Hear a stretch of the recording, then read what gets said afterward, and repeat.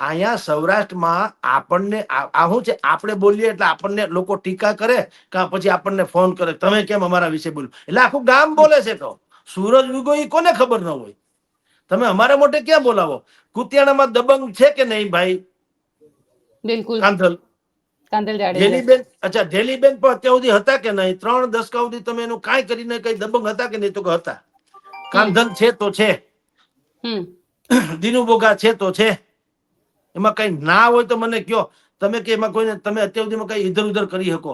જયેશ રાદડિયા ઈ ઓલી દબંગમાં ન આવે પણ એનો દબદબો તો છે તો છે. તમે જો જીતા, બરાબર, જીતા પછી ગોંડલમાં ભાઈ જયરાસિંહ નો દબદબો છે કે નહીં? રીબડામાં અનિરુદ્ધસિંહ જાડેજા નો દબદબો છે કે નહીં? પરસોત્તમ સોલંકી નો ભાવનગરમાં દબદબો છે કે નહીં? છે તો છે ભાઈ સાહેબ, છે જ. તમે ના પાડો થોડું, તમે કેમ થોડું હાલે દુનિયામાં? કઈ હું આજે બુધવાર છે તો કાલ ગુરુવાર થોડું કોઈ માની લે?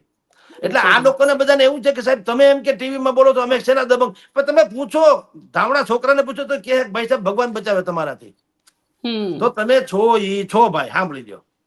એટલે તમારી જાણ ખાતર આમાં બીજું કશું જ નથી. કોડીનારનો આખો પટ્ટો છે ઈ દબંગાઈનો પટ્ટો છે, દિનુ બોઘા સોલંકીનો.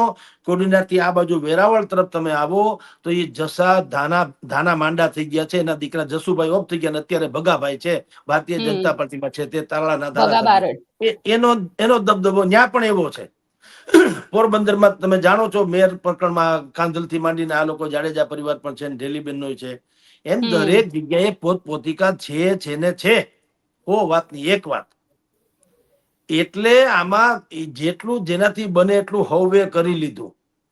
પણ ગધેડો શું થયો? મેં કીધું તેમ ચૂંટણી પહેલા એના ભત્રીજાની સભામાં કલેક્ટરે જે કઈ સીન સપાટા નાખ્યા, કાનૂની હોય કે ગેરકાનૂની, એ આપણને ખબર નથી. પણ એને ત્યાં રિસર્ચ ધજાકા પતાકા હતા, ત્યાં એના વિડીયો વાયરલ થયા છે. એમાં ભાઈ પોતે દિનુ બોઘા સોલંકી કે છે કલેક્ટરને ધબધબાવે છે, ને એ આવ્યું કે કલેક્ટરને ખખડાવી નાખ્યા, જવા દે તું આમ ને તું તેમ, તું તારી કરી નાખ્યું. બરાબર. તો એનો અર્થ એમ દબંગાઈ છે. હવે તમે આપણા મોઢે બોલીએ તો કે તમે કેમ દબંગ? તો આથી વિશે શું છે? આપણી હેસિયત છે, સામાન્ય માણસની હેસિયત છે. કલેક્ટરને, અરે ક્લાર્ક ને કઈ નથી કહી શકાતું, કલેક્ટર તો પછીની વાત છે. એક કોન્સ્ટેબલ ને કઈ નથી કરી શકાતું. રોંગ સાઈડમાં તમારું મારું વાહન જાય, 50 રૂપિયા માંગે, કોન્સ્ટેબલ ને તમે કઈ આપણે નથી કરી શકતા. આપણે ભાઈ આમ હાથ જોડીએ છીએ, ભાઈ બાપા કરીને માંડ છૂટા પડીએ છીએ. તો તમે કલેક્ટરને ક્યારે કહી શકતા? અને અત્યારે પણ તમે જુઓ કલેક્ટરને સોમનાથ ને મોહમ્મદ ગઝની એ લૂંટ્યું, એમાં લાયસન્સ વાળો લૂંટેરો છે. આટલા શબ્દો ક્યારે વાપરે? તમે તો દબંગાઈ બીજું હું મને કયો. વાત સાચી. સામે પક્ષે તમે કલ્પના કરો કે ઈ પણ કલેક્ટરે ગાય જેવા થઈને બેઠા, ઈ શું સૂચવે છે બેન કયો? હાલો, ઓલા ભાઈ દબંગ છે એ સમજ્યા. કલેક્ટર પણ અહીંયા આગળ શાંત થઈને બેઠા છે. દબંગાઈની વાત નીકળી છે તો દબંગાઈનો ગઈકાલે એક ઓડિયો પણ વાયરલ થયો, કુંવરજી બાવળિયાનો. કુંવરજી બાવળિયાનો આ ઓડિયો વાયરલ થયો છે. ઘનશ્યામ રાજપરાની હત્યા બાદ કોળી સમાજના લોકો ઉપર જે કેસ થયો, હવે જે રીતે કુંવરજી બાવળિયા બોલી રહ્યા છે અને કુંવરજી બાવળિયા ગર્ભિત ધમકી આપી રહ્યા છે, આને કઈ રીતે જોવાય છે? કારણ કે સૌરાષ્ટ્રની અંદર નેતાઓની આવી ગર્ભિત ધમકી જે છે, આવી ઘણી બધી વખતે આપતા હોય છે, પણ ઓડિયો પહેલી વાર આવી રીતે સામે આવ્યો છે. ના, કુંવરજીભાઈ તો આ રીતે પંકાયેલા છે. ઓડિયો પેલી વાર એવો ભૂતકાળમાં આવેલો છે. અને એક આરટીઆઈ એક્ટિવિસ્ટની હત્યામાં પણ એનું નામ આવ્યું હતું. જેમ આ રાજપરાની હત્યામાં પણ એમ કહેવાય છે કે જે હત્યારા છે કુંવરજીભાઈના સમર્થક છે. આ ઘણા સમયથી હાલે છે ડખો. અને કુંવરજીભાઈ આવી રીતના દબંગાઈ તમે કયો છો એવી રીતના અમુક પ્રકારના સ્ટેટમેન્ટ કરવા માટે પંકાયેલા છે. બધાને શું છે બેન, તમને કહું, કોઈને કોઈના ઉપર પ્રેમ નથી. જો રાજપરાના નામે પણ તમને કહું, જેની હત્યા થઈ છે એની કહું છું, 3 વર્ષથી એકલા લડતા હતા પોતે એકલવીર થઈને ખાણ ખમીજ માફિયા સામે. હવે જે અત્યારે રાજપરાના નામે છાજિયા કૂટી રહ્યા છે, એને તમે કહો તમે 3 વર્ષમાં ક્યારે એને મદદ કરી હતી?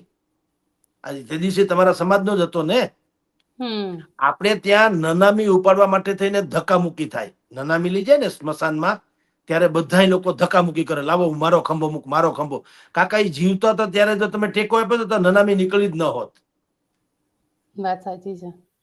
જીવતા હોય ત્યારે તમે ટાટિયા ખેંચ્યા, હવે તમે ધક્કો ફોટો પડાવવા, હું તમારામાં ટૂંકમાં ભાગ લીધો મેં દુઃખમાં, એ બતાવવા હતું.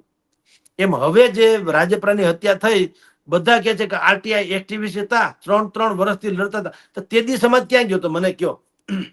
કોઈએ કેમ ન કીધું સમાજને કે ભાઈ તું લડત બરાબર, તારી લડત એ સાચી છે અને અમે તારી સાથે છીએ, તું સમાજનું ગૌરવ છો વગેરે વગેરે. કોઈ કાળો કાગડો આવ્યો નહીં. ત્યારે બધા શું કહેતા હતા કે આરટીઆઈ એક્ટિવિસ્ટના નામે ચરી ખાય છે. આ જો સમાજના આ બધા વિકૃત ચહેરાઓ છે ને, ભલે કડવામાં કડવી વાતો છે, પણ આ સમાજને સમજવું જોઈએ. જે લોકો સમાજના નામે ચરી ખાય છે ને, જે લોકો હુસ્યો આમ જિંદાબાદ જિંદાબાદ કરે, એ પ્રજાને સમજવા જેવું છે. કે મરી જાવમાં કોઈ ભોજ્યો તમારો ધણી નહીં થાય. આ રાજપરાની હત્યા થઈ ગઈ, આખો કોળી સમાજ છે. પેલા સૌથી પેલા આ કુંવરજી બાબુ એ બધું છોડો, રાજકારણ. રાજપરાના ઘરે જઈને કોણ પૈસા આપ્યા હોય અને બેન દીકરીને, જે અત્યારે બિચારા દુખિયારા છે, એ પીડિતાને કોઈએ કીધું ભાઈ 50 લાખ રૂપિયા લ્યો, તમારી બેંકમાં મૂકી દે, તમારા છોકરાના ભણતરના, તમારે જીવવું હોય ત્યાં સુધી મુશ્કેલ. કોઈ એક પાવલું આપ્યું મને બતાવો, ચાલો. તો ઓલો ગુજરી ગયા. આવી રીતે ઓલો ભાઈ જેઠવા, અમિત જેઠવા, જે દબંગાઈ જેની આપણે વાત કરીએ છીએ, આરટીઆઈ એક્ટિવિસ્ટ તરીકે, આમાં બધું 19-20 છે ને, બહુ આમ જોખી તોલીને સમજવા જેવું છે. તમે જેટલા પણ આમ જાહેર જીવનના છાપામાં સમાચાર વાંચો છો ને, એની ભીતર જાવ તો વાસ્તવિકતા જુદી તરી આવે.